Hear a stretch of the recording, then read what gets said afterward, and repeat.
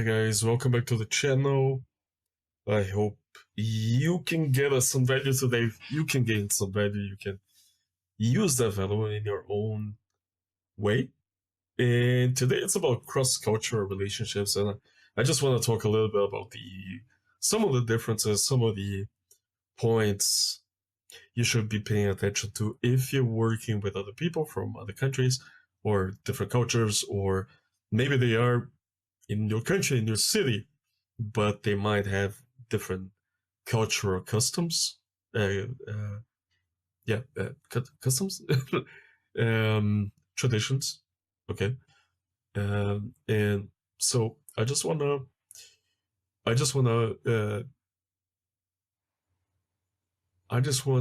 talk about how that can affect the design workflow, the design process, and it, its process naturally has a consequence as well. So if you're new here, hit the like, hit the subscribe. It will go a very long way and would be very appreciated. Thanks. All right. So cross culture, right? If you think about it, what comes to mind? Um, to me, it kind of reminds me, or kind of takes me back to Brazil, where I'm originally from. Um, so I've been living in Germany for over 10 years, and I'm very savvy and familiar with German culture by now, as I should be, and German language, obviously, as part of the culture, right? And we just center the camera a little bit. There you go. And when it comes to using my professional knowledge in different projects that involve participants from both cultures, or one participant from one or the other, or just myself together with a Brazilian partner or a German partner, and so those are part of the scenarios I'm gonna go through.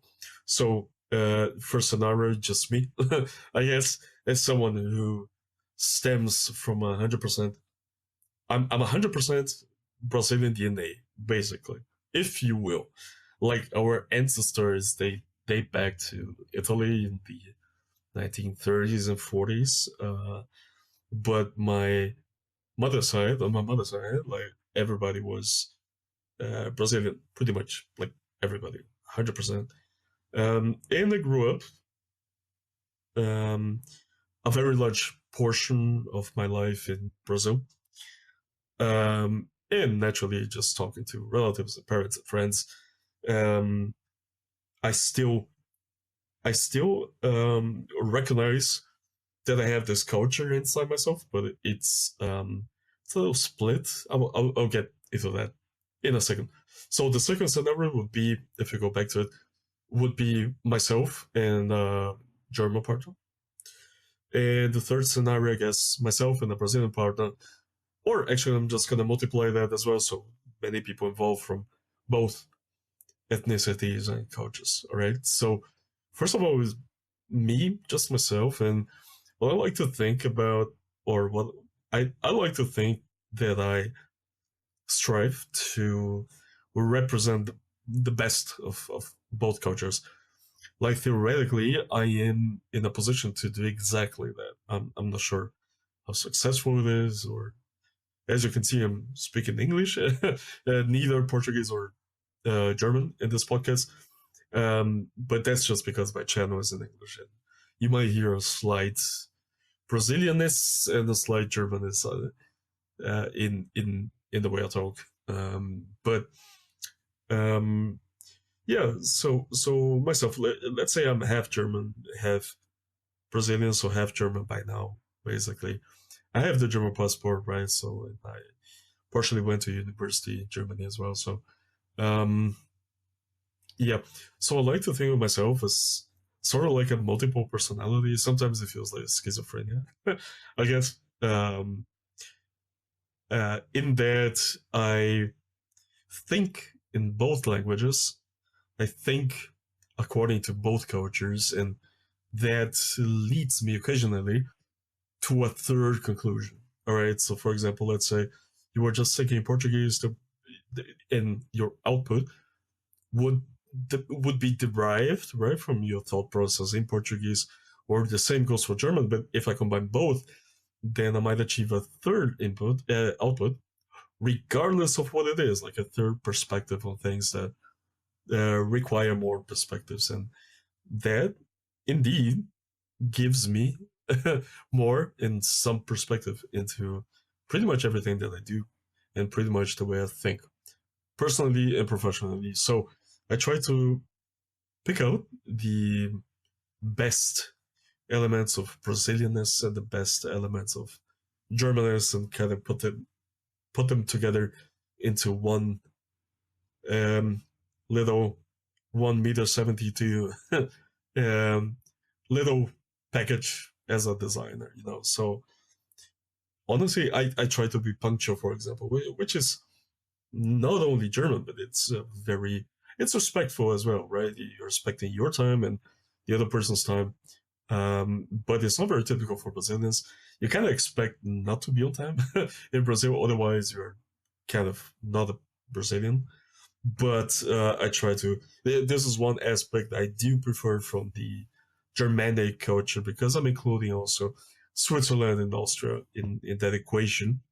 Um, so I do like to respect that, for example. But the way I speak to people, I think is more oriented towards my Brazilian side, because I like to. I never jump straight into things. I like to understand a little bit about who I'm talking about, who I'm talking with, or do a little small talk before we get into professional issues, professional subjects, or just chit chat for a second. I think it's a good transition, or a good introduction, and then the transition from there to the business part is very easy, and it feels very natural. Whereas I know many colleagues who just jump straight in, or they are not very vocal, and still I try to listen. And still, there are lots of Brazilians who speak much more than I do. So, but in any case, yeah.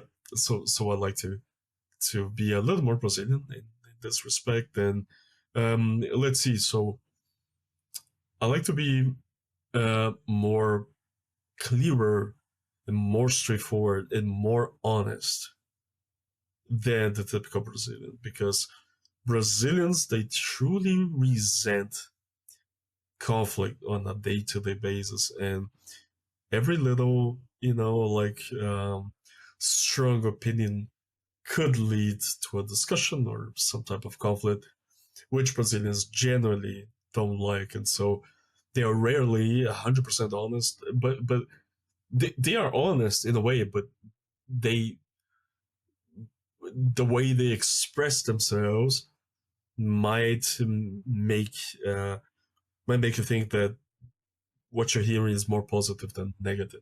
An example, I had watched a video from a friend of mine. He did this amazing video with, it was a very long video, like over 1 hour, of different, of recording a setting for a movie in beautiful landscapes, on the desert, in the desert, on the mountains. But his storytelling was not on point. Okay, and so the Brazilian will probably say, "Hey, I watched your video. There are fantastic landscapes in it," and just ignore the content, for example. All right, and if you actually do ask specifically for an opinion on the content, right, they're gonna say, or they might say, um, "I like this sentence," or "I like that slogan," or "I like that interaction." So picking out more of the positive things to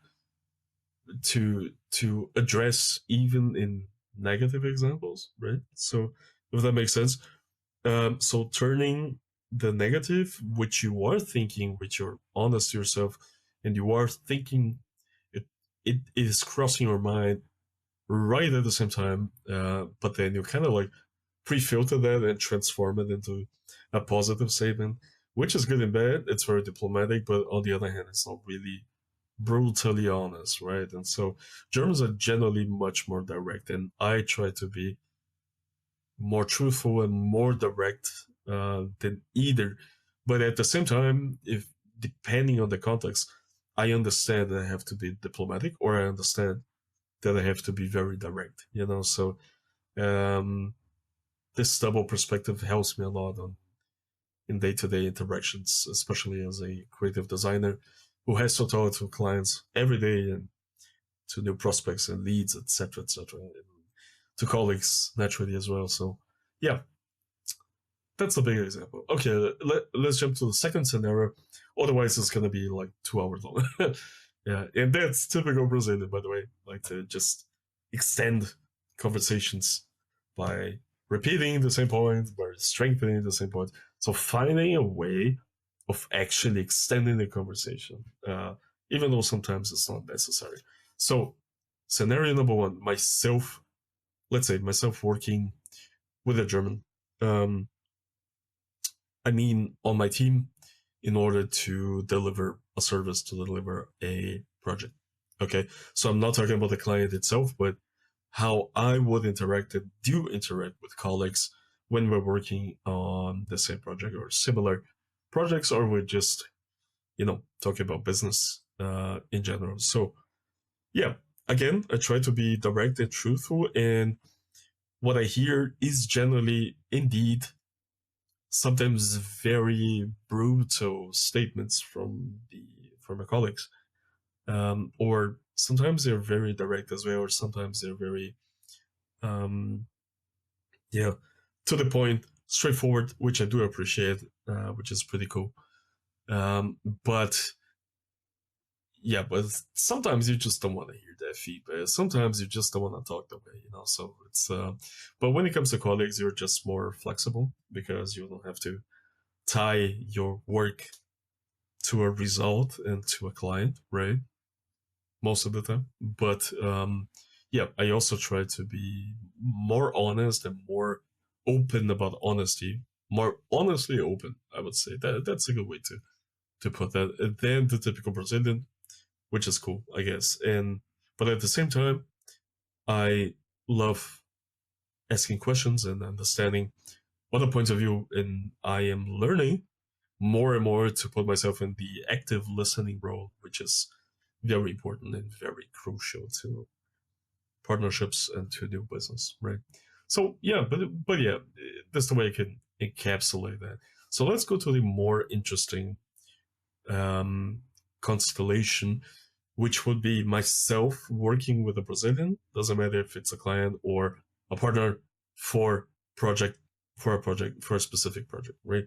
So this is where it gets truly interesting because in this case we have like the a pure double perspective 50-50, which will be the 100% Brazilian perspective, maybe 50% of the German um, perspective, maybe a little less because I am, after all, Brazilian in spirit, right? So let's say I'm 60% Brazilian and 40% German. So it will be okay.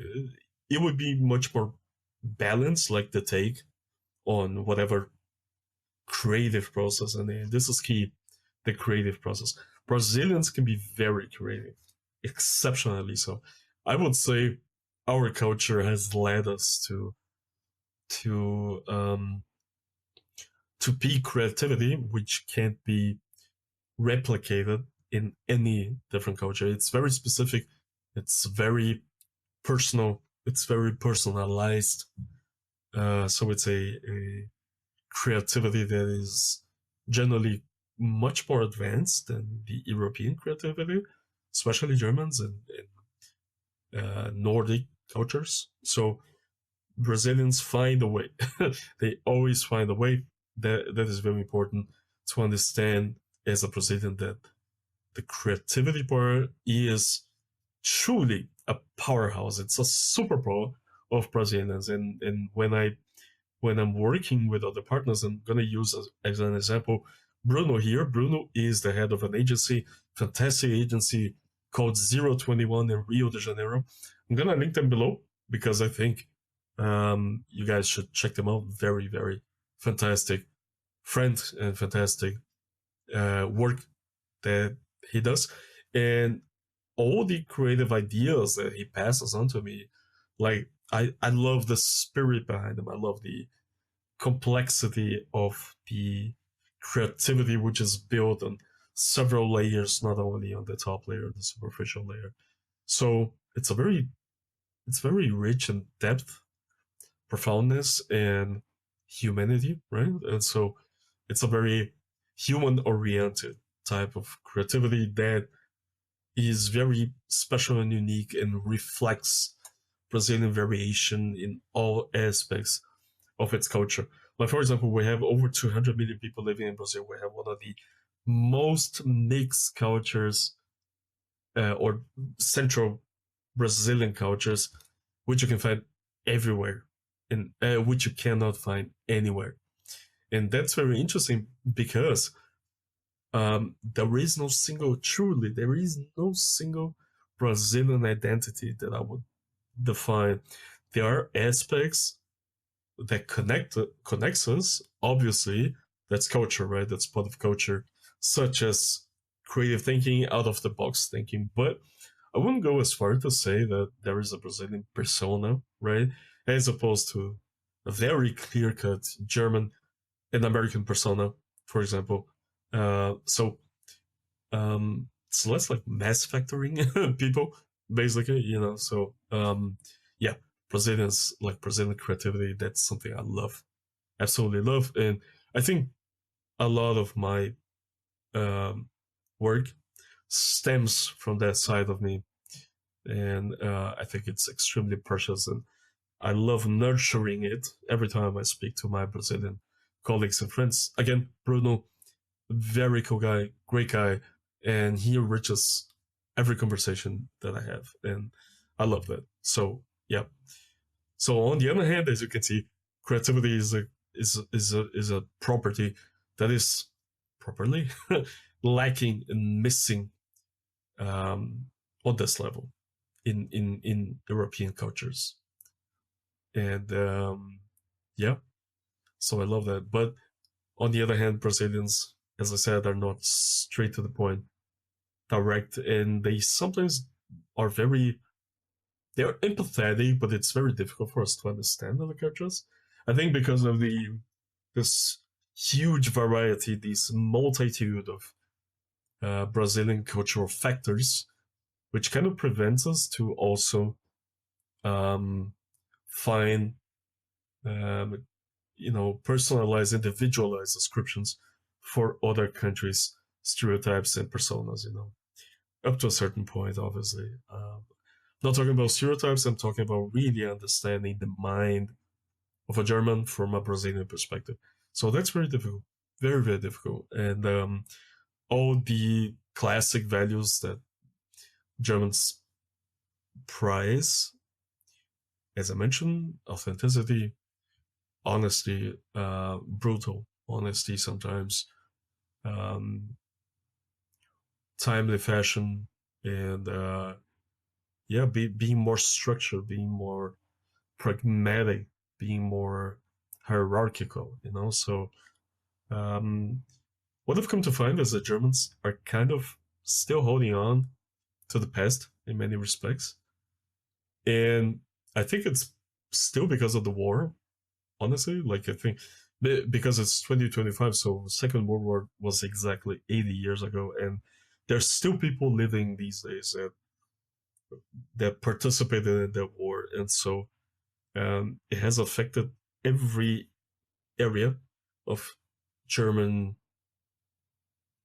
German uh, German day-to-day activities, and even goes as far as to influence the way we think and the way we talk in Germany. For example, while the Brazilian is exceptionally patriotic and very proud of our culture, patriotism is something completely lacking in Germany because everything has to do with the war, and if we praise German too much, then it's gonna lead back to war state, which is total bullshit.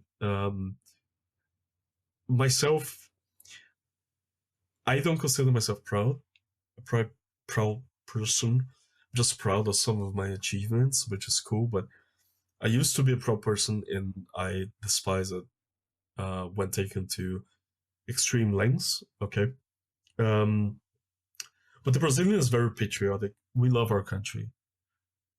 Normal people love our country, which is why it's so tough to see it going through so much hardship, right? But again, opposed to that, the Germans, maybe they do love the country, but they definitely cannot show it because it's frowned upon, you know. So that's very strange. I never got that, and I'm like, the wars 80 years ago, man. Who cares? You know, who cares? Brazilian dictatorship went up until the 90s, for instance, you know. So that's only 30 years. It's less than half. And it has impacted our government structure, our the way our population thinks, no doubt about it. But it hasn't destroyed the Brazilian proudness, Brazilian pride for the country, for the vast, fantastic, phenomenal landscapes that we have, and so much variety. It's Brazil without its people is the perfect country. It's huge. It covers all types of landscape. It is beautiful. There is oil to extract. There is gold to extract. Minerals. Largest agricultural business in the world. Different weather zones, different time zones. So it's huge due to the hugeness, the vastness, especially because it's a vertical country. Compared to China, for example, China is large, but it's very horizontal, same as Russia. You know, there's very little variation in latitude. Yeah, hold on, in longitude. No, latitude. Yeah, yeah, that's the horizontal one in latitude. While in Brazil there is a they're both latitude and longitude are ridiculously large, which is why we our climate goes from arid to rainforesty, from rainforesty to you know, like mountains, and yeah, it's a phenomenal country, and I'm so sad to see it suffering and people suffering so much. But yeah, it's part of it. Um, so I think I think the best way to go about this is truly to offer and find what works for you. If you are multicultural, if you have an extension of your culture and you combine it with other cultures, that's when you start seeing the superpowers. You know, so Brazil and Germany can be a superpower. I believe in that. There's potential there to exploit it as much as possible, and I try to showcase that every day and represent that message every day. Yeah, I think maybe adding more cultures on top of this. This is actually a conversation I had with Bruno that I mentioned before. You can check out the podcast. I will link it in the description below that I had with Bruno, where we spoke about this as well. Um, yeah, it's very interesting to add culture on top of culture on top of culture, where you can assimilate all of the rich values while at the same time trying to get rid of the not so positive values and stereotypes that plague every culture. It's normal, obviously.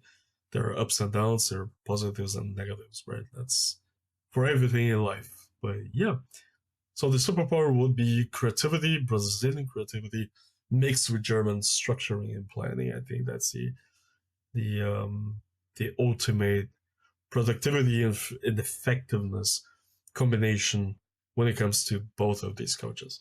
So yeah, what do you think? Do you think this is our superpower? Do you think that brings about or that brings several weaknesses that we cannot shake off? Um, Comment below. I really want to hear your reaction, your feedback, your perspectives, and yeah, I'll leave you with this. And I appreciate you watching so long. And as I mentioned before, I would love a follow and like. If not, no worries. I still hope you got some value from the um, huge monologue that I just gave. And I'll see you in the next video. Aesthetics work. Cheers.